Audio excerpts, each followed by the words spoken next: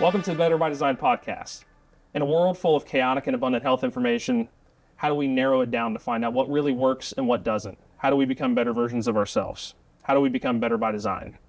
That's what we're here to figure out. I'm Ethan Cormany, chiropractic physician, FMCSA, board certified medical examiner. I'm joined here with my wife, Dr. Shannon Cormany, Doctor of Chiropractic. So let's get into it. So today we're going to talk about biohacking.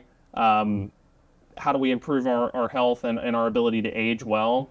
This is a huge topic in today's day and age, isn't it? Yeah, absolutely. Seems to be all over the place. I mean, there's so much information out there. Yeah. And, you know, this is something I've seen, and really why I want to talk about it today, because it's really popped up everywhere. Yeah. How do you digest the information? And for us, it's even hard for us to digest the information, and this is what we do for a living. We look at study after study. We talk anecdotally with our patients because we're both owners of Vital Roots Chiropractic, which, we adore the practice. We love our patients, and that's really our calling. But at the same time, we love to kind of roll through information and inform people as well. So, yeah. In your opinion, why do you think that biohacking, healthy aging has become such a big moneymaker, right? Like a lot of people are making a lot of money on this topic, but it seems to just be this huge focus in our world and in the health world right now. Yeah, so, first question I would definitely address, why has it become so popularized? And I think people just have a general fear of aging, and so people capitalize on that, and they want to make their money. So where did all this kind of start, and how did it become popular? And you did mention biohacking, so I will dive into that a little bit and how that popularized as well. So in the last 10 years, we've been introduced to this idea of just hacking our aging and introducing technology and how we can make it better. And that's kind of where biohacking was born. And it actually originated by the tech billionaires in Silicon Valley. So they kind of capitalized on that to, get into that fear of, oh my gosh, we need to do something about our aging, and started doing things with technology and with lifestyle changes that can make a difference and really popularized what we can do in our own lifestyle, and then also utilize different tools. So that's kind of where it originated. Yeah, so I think, biohacking is essentially just what it is it's just a way to, I think most people think about it as just how can I optimize my health or improve my health. But then the term biohacking, it's first of all, it's a very phonetically pleasing word. Like when you hear biohacking, it kind of lights up something in your brain where it goes, whoa, biohacking. It's almost like a cheat code. Yeah. And people love cheat codes. I mean, we live in a world where everyone just scrolls on social media constantly. We're all kind of, we've all been there and done that, where you just scroll, and your brain just feels like a pile of mush. People love the quick and easy. So when they hear biohacking, it almost feels like a cheat code. And then this door of, information is released and everybody consumes it, and they want to figure out how can they acquire the cheat code. And so that's really, there's a handful of people we'll get into that, really have, over the last, 10 years or so, have really capitalized on that. But essentially biohacking is just a way to, is our way of saying, and a lot of people's ways of saying, we're aging in a healthy way, and we're optimizing our bodies and our health. And that's the name of the game in the last 10 years, is how can I live longer? How can I be healthier? Yeah. In a world full of things, like we live in the unhealthiest society currently. Yeah. Obesity skyrocketed, all these metabolic conditions, dysfunctions, thyroid dysfunction, all these intestinal issues as well, gut issues. And maybe there's just a lot more awareness about it. I think a lot of people are just talking about it more. Sure. So because this could have gone on for years and years, but a lot of people are just simply talking about it more. Yeah. So you could argue that point, like gut dysbiosis and all these random conditions are popping up just because there's more awareness. Right. So let's backtrack a little bit, and I want to kind of get into what is aging in general. Yep. So aging, to understand aging, right? Because when we think of aging, it's just, this person looks old. This person has wrinkles. Their hair is gray. Sure. Maybe their skin starts to sag and they just don't look as, young and fit. We hear it all the time. Like, oh, if you would have seen me when I was 20 or when I was 30, so that's, in our minds, aging is more of it's a visual thing.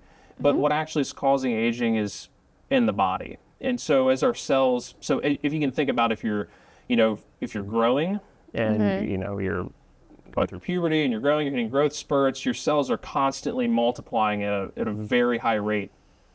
All of our stem cells and all of our things that, the stem cells, what people want to regenerate tissue, because when you're growing, you're in a state of just cell replication, and there's really no like bad aging happening. It's all productive aging. Things are developing. Yeah. Right. We reach a certain point where we stop growing and things don't develop. We start to hunch over and shrink. We lose height. Somebody who's 6 foot, now they're 5'10", 5'9" as they get older. Their hair is gray. All the stuff we talked about, what's causing that?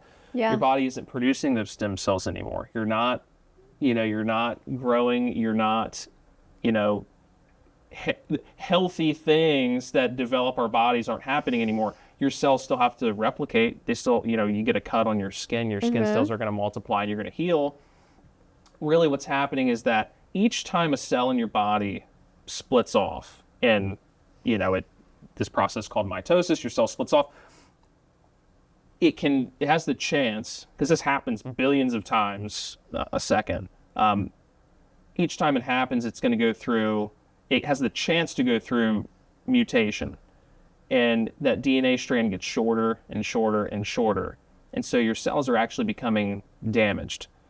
And as those cells become damaged, they become damaged so quick that your body can't compensate for that. Quicker than your body can compensate for that. When we're growing, when we're like I mentioned, when you're young and when you're growing, you don't have to deal with that because our bodies are healing and recovering and producing faster than those cells are mutating.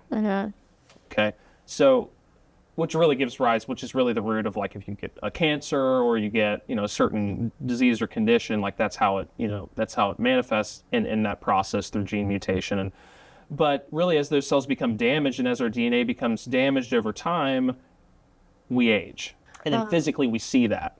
Yeah, absolutely. Our hair cells, we turn gray. We're not, process called methylation we'll get into, but your hair starts to turn gray. Your skin starts to sag. We can't hydrate as well as we could before. I think that's a great explanation of aging, and that kind of leads me into my next question for you. What's the biggest part of aging that we see in our office? Like, what do we deal with the most when someone comes in and they're like, it's just old age? Like, what do you see the most in the office in pertinence to aging? Yeah, I mean, that's unhealthy aging. That's what people want to prevent. And there's so many people aging in such an unhealthy way that it's become normal. Yeah. So like joint degeneration and pain is like the biggest thing that I think for sure our practice kind of focuses on, and people like to blame it on age. And I think that your process and explanation was really profound and great in terms of how it happens and just some examples of what we see. So yeah, I mean absolutely. And there's big factors that play into the 80-year-old that can still do 10 push-ups and the 80-year-old that is bedridden. Yeah. There's reasons for that. And I think it's important to kind of go through some of that stuff. In my mind, the biggest player in healthy aging has to be like the amount of lean tissue that you have. Yes. Yeah, I totally agree with you. I would kind of say that goes into those pillars of health that we were kind of discussing, and those pillars of aging and what makes someone a healthy 80-year-old or someone that actually defies a little bit about what normal aging looks like. Why do you think that? Because we hear it all the time. Why do you think people chop it up to just, well, this is just the way that it is. I'm getting older and this is just what I have to deal with. I think because people lack accountability in their personal lifestyle, and our parents' generation and older generations put so much solstice into just what medicine has been telling them, that this is just a normal part of aging and this is inevitable and this is going to happen to you, rather than what can you do for yourself to make aging a better process and an easier process so that you don't have to live the life that their parents did, our grandparents did, etc. So some of those pillars that we were talking about of aging, such as the lean tissue, like having a lot of lean tissue as you get older. I kind of want to talk a little bit about that because we're big into fitness, we're big into strength training. We talk to all of our patients about doing those things because the more you move and the stronger you are, the better your life is going to be at the end of the day. It's your biological furnace, having more lean tissue. It Yes. keeps you mobile, but it allows your body to burn more calories at rest, to be more efficient, to be able to Exactly. move well for longer. Exactly. I always make this analogy to people because they'll say, well, what can I do at home? Like, how can I prevent being in pain or injuring myself or not being able to move or aging better? And I'm like, strength training, please. Like, you have to do your squats because you have to think about what that even correlates to. It correlates to the 80-year-old that can get up off the toilet by themselves or the person that needs help and isn't able to do that. So it's like, think about those examples, and while they might be a little graphic, it's really important. And research even backs that. So I was talking to a patient the other day about how leg strength is actually correlative to longevity and better quality of life as you get older. And Dr. Gabrielle Lyons actually discusses muscle health and muscle growth as you age as one of her big topics and pillars of her practice. Yeah.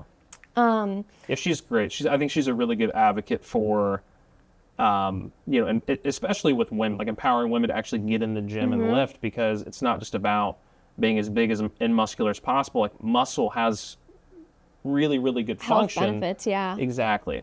It was even, I was kind of just diving into it a little bit deeper, and, leg strength and muscular development in the legs can be correlative to Alzheimer's and like cognitive function. So, the greater leg mass that you can acquire and the stronger you are, the more hippocampal volume you actually have as you age, which is really interesting. It's that memory center in the brain, emotional so memory center. I thought that was really cool and definitely a big pillar that I like to talk to our patients about and just discuss those things. But we'll get into that more as well. So let's move on to our next pillar of health. So nutrition, that's extremely important. I know that you're big on nutrition with your patients in terms of aging and what to do. And I feel like that's also $1 million industry and a whole other podcast we can talk about. Sure. So tell me a little bit about nutrition and so, aging. I mean, we all hear, obviously, nutrition-wise, you can almost, dissect somebody's diet and really start to look at individual biological functions, like, how do I want to eat to support my thyroid? How do I want to eat to support, healthy hormone production? Or how do I want to eat to prevent or to help my heart? You can, and depending on a patient's condition, like if somebody has diabetes or somebody has a comorbidity, you get into the weeds, and that's where, you have people who specialize in dietetics and that do that whole thing. But the most important thing, I guess, to look at what you need to recommend nutritional wise, you need to look at like biomarkers, like what does somebody's blood work look like? And I think that the biggest drawback to the way somebody ages is, what does their hormone health look like? What does their hormone panel look like? If you have a guy, nanograms a deciliter, if you're getting your blood work done, you typically want to see a total testosterone of somewhere between, the range keeps getting lower and lower, which is quite disturbing, but 400 and 800 is a really good place to be, and really you should be able to carry that past your 50s. Truly, you should be able to. But people can't. It dives down into the 300s, the 200s, and I'll speak specifically to men, and then I'll kind of let you talk a little bit about, females and hormones and that kind of thing and what you would recommend. But, from my experience, personally, I make recommendations based on personal experience. So my testosterone, and I'm in the gym all the time. I feel great for the most part, but my testosterone ended up dipping into like the 400s, the 300s, and I spent years trying to figure out why that was happening. Because slowly you start to get more tired. Things start, you just start to feel, again, excessively tired. Sleep starts taking a hit because testosterone is a huge player in sleep. Yeah. So for a man to age healthy, I think testosterone is the number one predictor of that. Yeah. Okay, because that's going to help your metabolism, help keep that bad like visceral fat off around your organs and your gut, like beer gut, So what I would recommend if, supplement wise for a man, I think the most important supplement for a man to take is boron. I think boron is a great regulator of this thing called sex hormone binding globulin, SHBG. And so it'll actually, like that specific protein in the body, because what it is a protein and it binds your testosterone and it binds to estrogen. When you have high SHBG, it binds all of your testosterone you may be producing, and then it crushes it. In my case, that's what was happening to me. Okay. And SHBG can be influenced by lifestyle factors. If you're not getting enough sleep,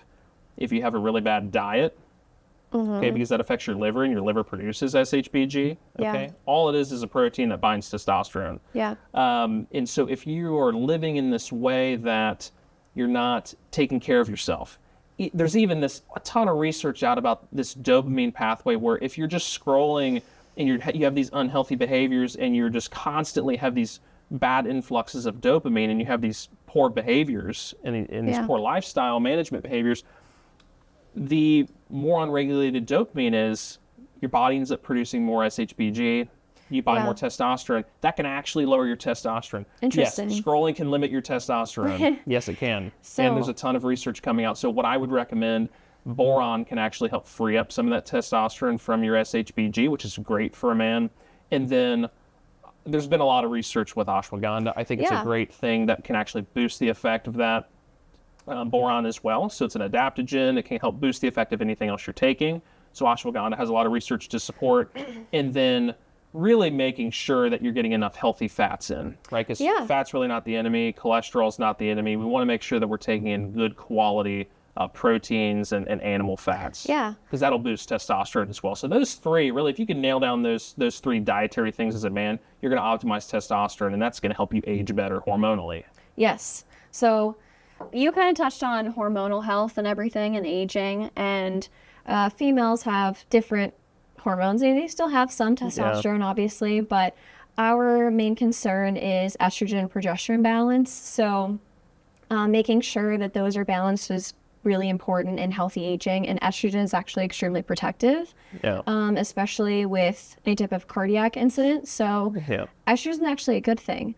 We just don't want too much of it, or that can cause a plethora of bad things to happen, but we don't want none of it. So when you go through menopause, perimenopause, everything like that, your estrogen gets really low, and that's where certain health issues can come into play as well. So just making sure that, we aren't eating too many foods that can have some estrogenic effects to raise it too high, and then also not influencing it in negative ways as well. So we want estrogen, we want to balance progesterone, etc.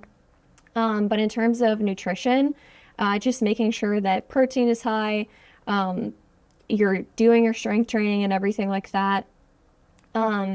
And then I also kind of want to touch a little bit on intermittent fasting and how that can differ between men and women, and it can actually influence your aging too. So for women, intermittent fasting, especially premenopausal women, it can actually lower LH and gonadotropin releasing hormone, which is a negative effect because then it allows women to not ovulate, and we want that. So the women that are very into fitness or have been told by some type of practitioner to start intermittent fasting, it can actually be harmful in comparison to men where it can actually be beneficial. Now, things change whenever you are postmenopausal. So intermittent fasting can actually benefit postmenopausal women because your hormone profiles have changed, and now you do have higher testosterone. See, I wouldn't even think that, because I would think somebody who's postmenopausal would almost want to increase, calorically increase, and have more steady stream of protein and calories. So I wouldn't even think that. No, and that's a great point, because there's downsides to it too, regardless. So, if you're postmenopausal, people do tend to not eat as much and they move less, and that kind of goes into, if you're not moving and you're not eating your protein, then you're aging poorly.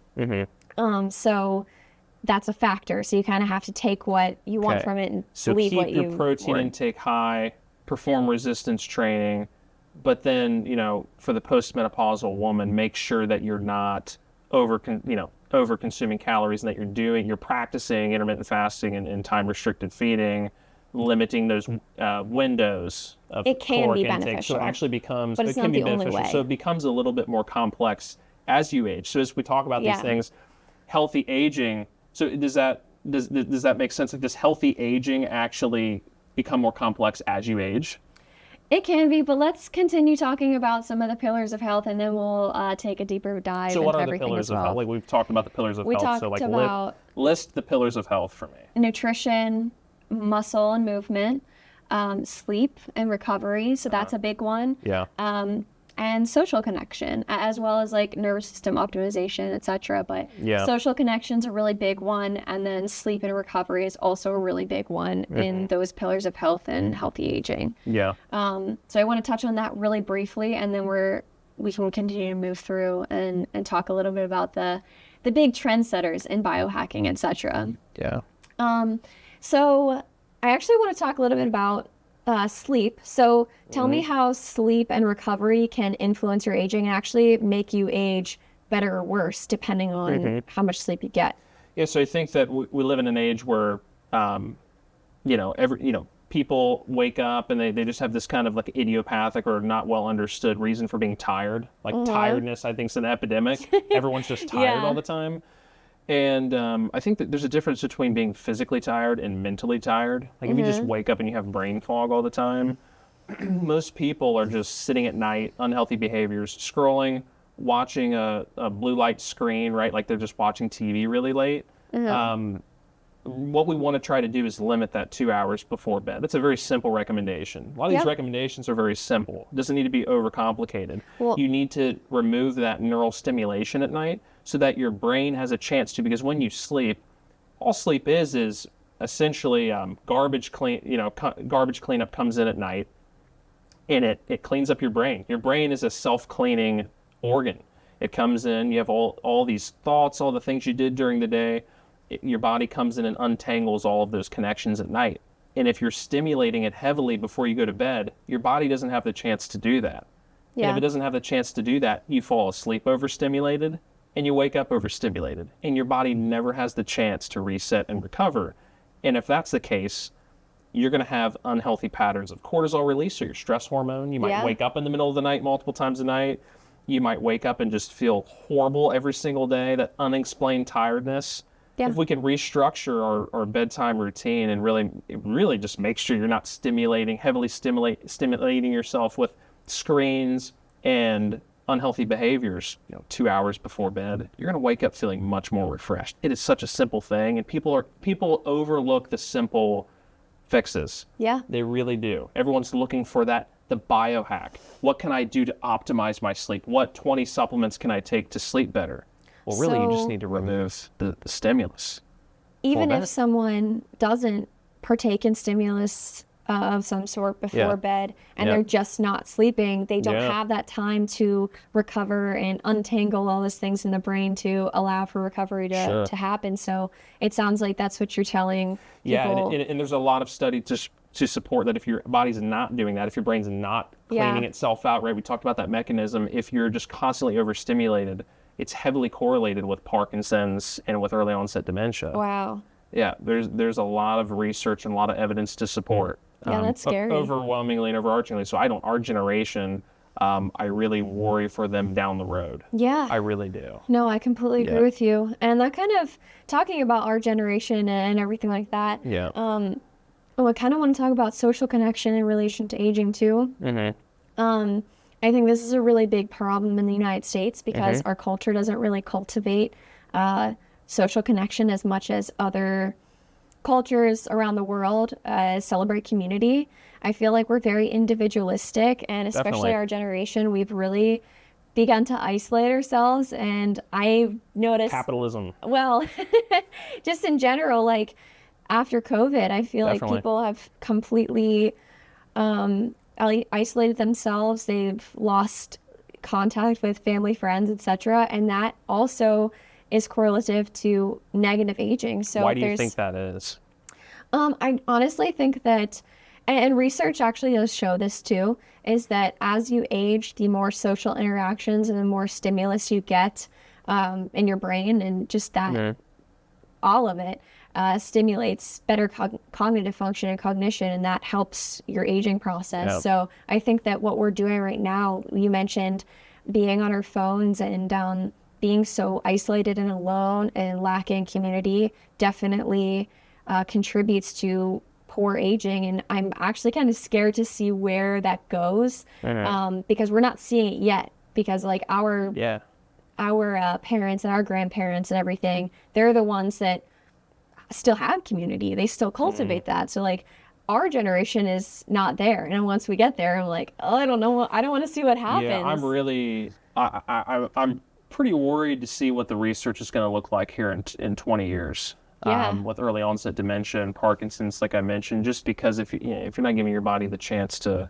recover and heal while you sleep, then and you're just stimulating your brain, constantly, then you're really just going backwards. So you talk about unhealthy aging, and that's the thing. People are trying to biohack, but they haven't taken care of a lot of the simple things we're talking about, right? We want to increase our muscle mass to be able to have more lean tissue, to have more movement, to keep our bodies healthy and moving throughout our lives, to keep that metabolic furnace up. The more muscle you have, the greater the metabolic furnace. Stay hormonally healthy. What can we do to optimize that? We talked a little bit about that. There's really so many little things, making sure our sleep is optimized. We don't need to reinvent the wheel. There's so many little unhealthy things that people are doing through their days. Like, simplify it. Yeah. Because when you simplify things, it's attainable.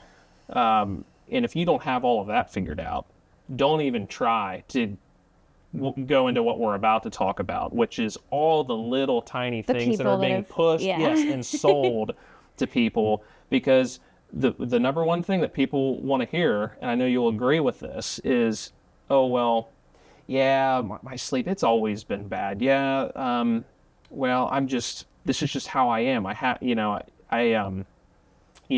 don't want to get to the gym. I don't want to do this. I don't want to do that. But I will take a supplement. Yeah, I'll buy $100 bag of dark chocolate because Brian Johnson said that I should, and that it'll help me age better because he's the biologically perfect man, and he's going to live forever. Yeah, mushroom coffee. So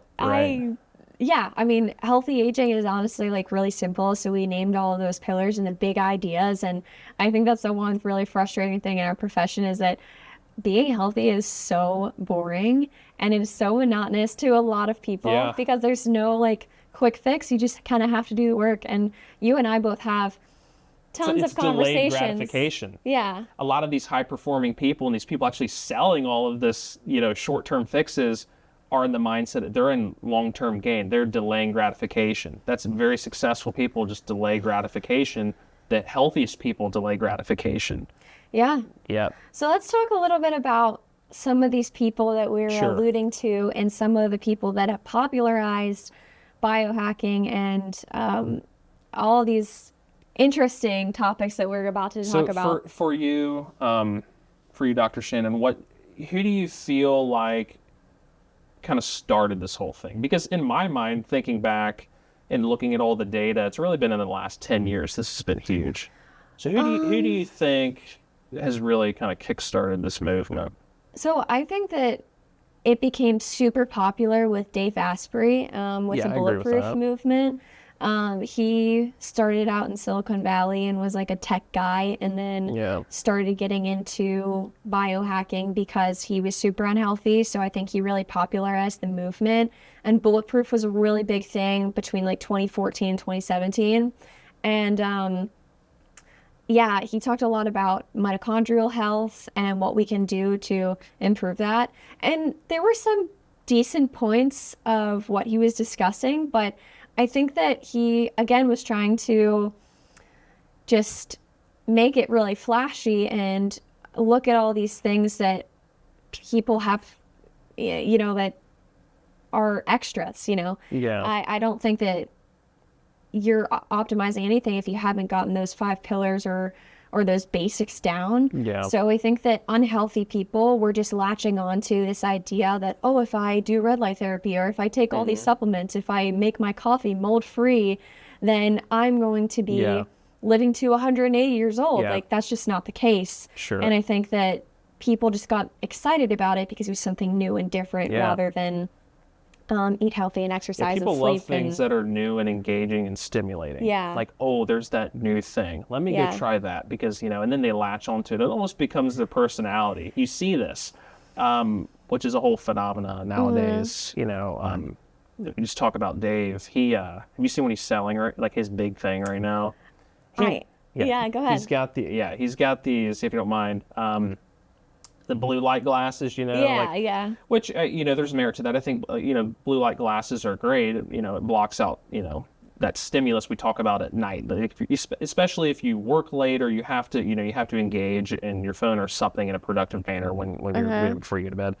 It'll block out that neural stimulation of what blue light does to your brain, and then you can get better sleep because of that. But he's capitalizing. $200 blue light glasses. And he wears them everywhere he goes. He's up on stage and he's wearing them, and good for him. He's doing well. But I don't think that the average person needs to go spend $200 on blue light glasses because it's going to fix the way that they sleep. Exactly. I don't think that that's the answer. Yeah. So he's capitalizing on people selling the next big fix when really the person that's looking into buying those blue light glasses can probably just start by getting a good 8 hours of sleep and not, like you said, be on your phone rather than, let me just buy my $200 blue light glasses and look at my phone and then it's all good and okay. Yeah. You're still stimulating your brain. You're still doing the unhealthy habit and you're not breaking it. You're just spending more money. Yeah, definitely. So validity, but in practicality, it's not really there. So looking at the timeline, we, obviously Dave's kind of the first player, and then we, fast forward to 2018 to current, because a lot of these guys are still around. We're in the age of biohacking where, as we're talking about it, we're in it. Yeah. You get the Brian Johnson duo. So Brian Johnson being the tech billionaire, he had Braintree or whatever the company was called, payment platform, sold it to PayPal and made, he's became a billionaire. He, for those who don't know, he's a, tech billionaire guy who has dedicated his life and has a lab in his house to try to run studies to figure out, all the minute ways you can change your body to age, like reverse your age. It's disturbing. He even claims that he's only aging 7 months per calendar year. Or he's like has aged backwards and he's now going to live to be 130, 140. Number one, well, I'm going to love to see that, but he thinks he's made claims on I'm going to age forever. I'm going to live forever, which is just insane. Yeah, I think his phrase is "don't die."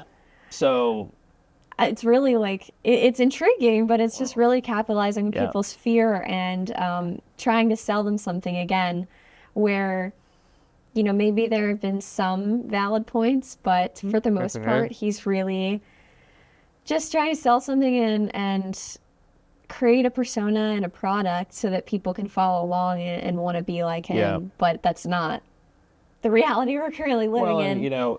Another thing is, a lot of people, and I know a lot of people that are listening will know him. And if you don't, definitely Google him. But when you Google Brian Johnson, the Liver King is also named Brian Johnson, right? So you're also going to get the Liver King pop up. But no, the Brian Johnson we're talking about is, he almost has this glass-like, doll-like skin. And how old is he?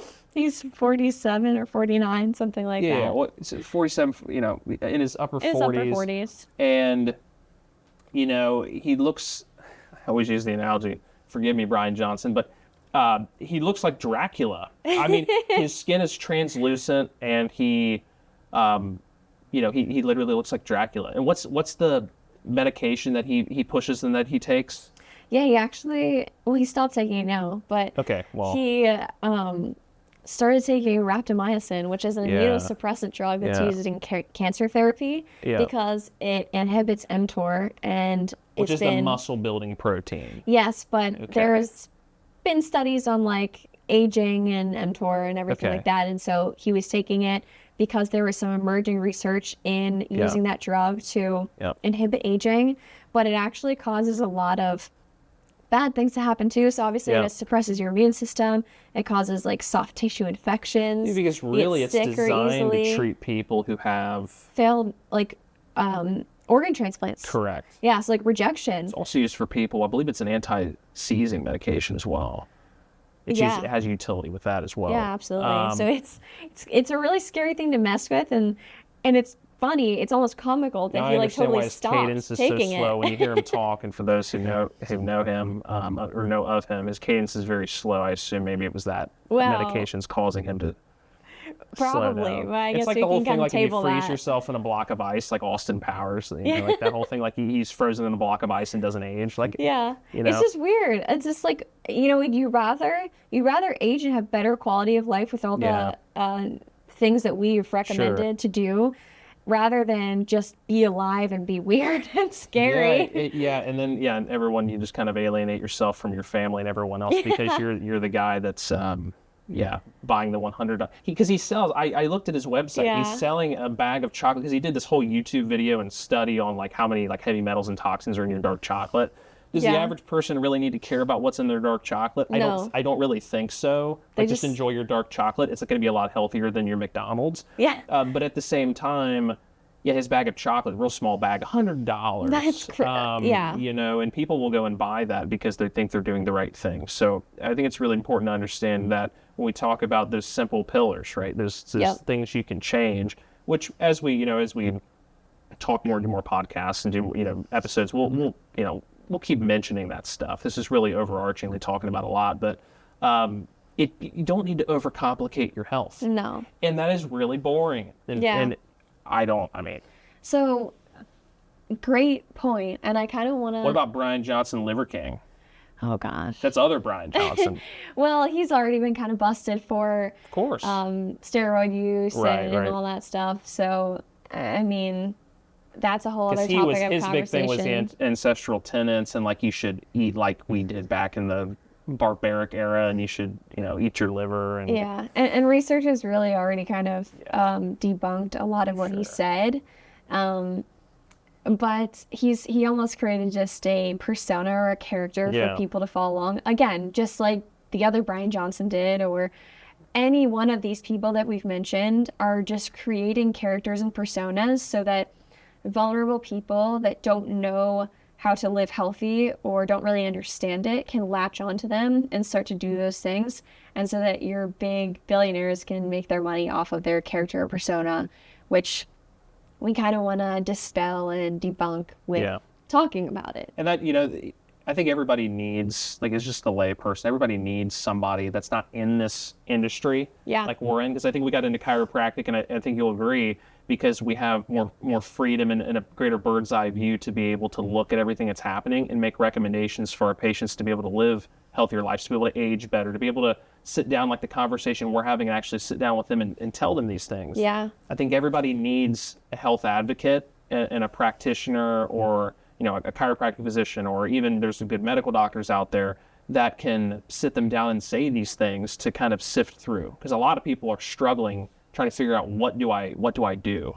People need someone to lead them in their health journey And and encouragement to do the boring things that actually help, right? And encouragement to do the boring things. And we know a lot of great practitioners out there that will do coaching and will lead people in the right direction, and that's what we need more of. But I kind of want to discuss, like, how does our profession and chiropractic kind of influence longevity, and why is it even important? Why should someone get chiropractic? How does that kind of tie hand in hand with those pillars of longevity that we talked about? Take it away. Yeah. Chiropractic, well, I mean, everybody knows it's holistic minded, right? But it's not just about, an adjustment's powerful. I think that, I love being adjusted, having my neck cracked, my back cracked, freeing up, neurological connections and things that need to be bridged. And I think that there's just so much utility behind chiropractic. And I think everybody can benefit from chiropractic. It's very low risk. We have the lowest risk out of every healthcare profession. Yeah. People worry about strokes. That's 1 in a million. That's been debunked already. I don't even need to get into it. Via the Cassidy study, so you're more likely to walk out of your primary care physician's office and have a stroke than you are a chiropractic visit. So that doesn't even need to be talked about. But, chiropractic itself, when we bring people in the office, and I'll speak for us, when we bring people into the office, we advocate for their health. We want to take a step back and look at, what are you doing lifestyle wise? What does your exercise look like? What does your diet look like? What are your goals? Like if you want to lose weight, how can we do that? And then pairing it with, our actual chiropractic holistic mindset to create this whole body wellness approach. Yeah. I think chiropractic is a fantastic tool for people to be able to have these conversations and sift through what actually works and what doesn't work. I think also, great point, by the way. I think that our office really does a great job of looking at the whole body and the whole person instead of just saying, oh, you have headaches? Like, let's just focus on your headaches instead of like, what's the root cause of those headaches?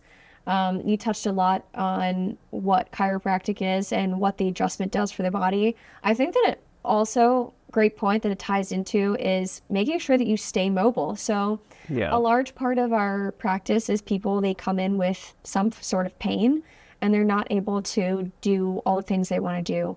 And we're really big on quality of life and, living your life, right? Aging well, yeah. Aging well. Everything is aging well. Most important factor in my mind. Yeah. So in conjunction with neurological stimulation and, aiding on all of that, the adjustment's extremely powerful with that.